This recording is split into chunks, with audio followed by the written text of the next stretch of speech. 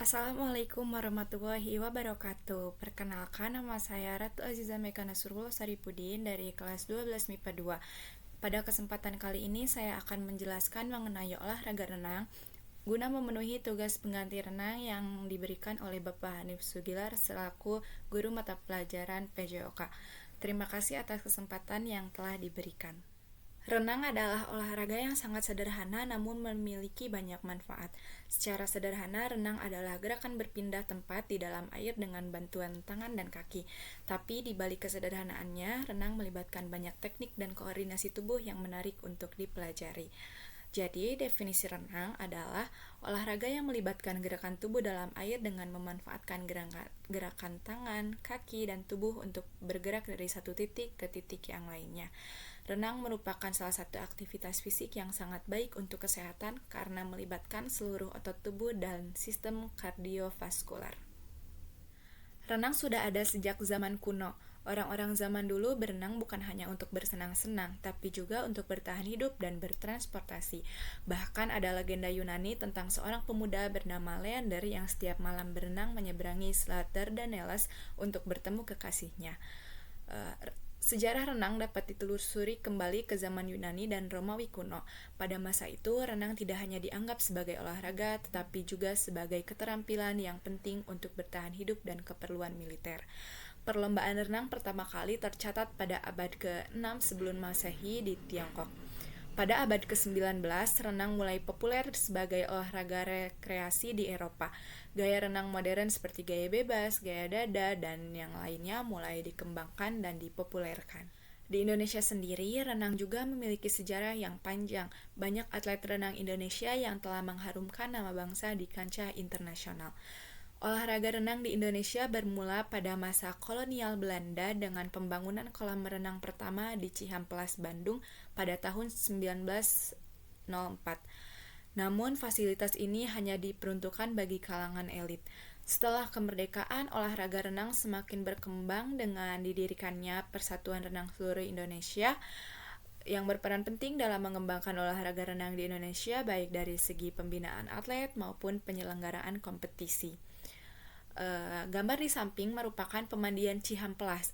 Pemandian Cihampelas ini milik Nyonya Homan, istri dari pemilik Hotel Savoy. Homan merupakan kolam renang tertua di Bandung, bahkan kolam renang pertama yang ada di Indonesia pada tahun 1904. Untuk mengatur kompetisi renang secara global, ada organisasi bernama FINA, singkatan dari Federation International de Nation. Sedangkan di Indonesia ada PRSI yang bertugas mengatur segala hal yang berkaitan dengan renang di tanah air. Kedua organisasi ini memiliki peran penting dalam mengembangkan olahraga renang. FINA adalah Federasi Olahraga Internasional yang mengatur semua cabang olahraga akuatik, didirikan pada tahun 1908. FINA memiliki peran sentral dalam pengembangan dan pengelolaan berbagai cabang olahraga air seperti renang, loncat indah, renang sinkron, polo air, dan renang maraton. PRSI adalah organisasi olahraga nasional yang mengelola dan mengembangkan olahraga renang di Indonesia. Didirikan pada tahun 1951, PRSI memiliki peran penting dalam pembinaan atlet renang di Indonesia. Ada 4 gaya renang utama yang sering kita lihat dalam kompetisi, yaitu gaya bebas, gaya dada, gaya punggung, dan gaya kupu-kupu. Setiap gaya memiliki karakteristik dan tingkat kesulitan yang berbeda-beda.